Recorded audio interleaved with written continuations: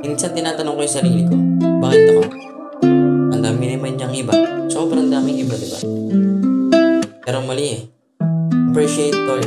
May nagmahal sa'yo ng todo. Bakit mo ako minahal? Di naman ako kasam-asam na lalaki na binabasa mo sa magandang istorya. Teka, nagkamali ka ata na sa palabas na nasa huli ba lagi yung magandang labas. Di ka laruan, di ako sanay sa tago-taguan, pero pwedeng habulan. Hayaan na natin yung gusto mang iwan. Sila gustong mauna, tayo papunta sa maganda. Dami nilang sinasabi, pero liba naman sila doon sa klase. Talagang ibang klase pag ikaw umabante. Pag di ka alerto, di mo makikita detalye.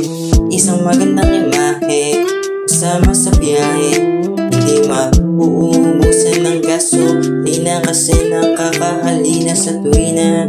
Tara maglakbay, gawa ka sa'king kamay. Dami pa natin pwedeng gawin.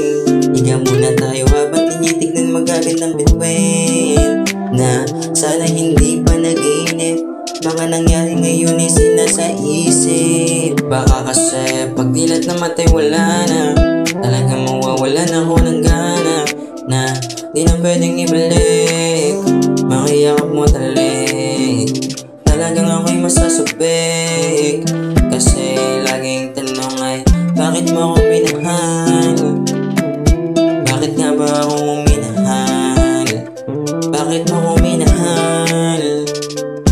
Bakit mo ako minahal? Bakit nga ba ako minahal? Bakit mo ako minahal?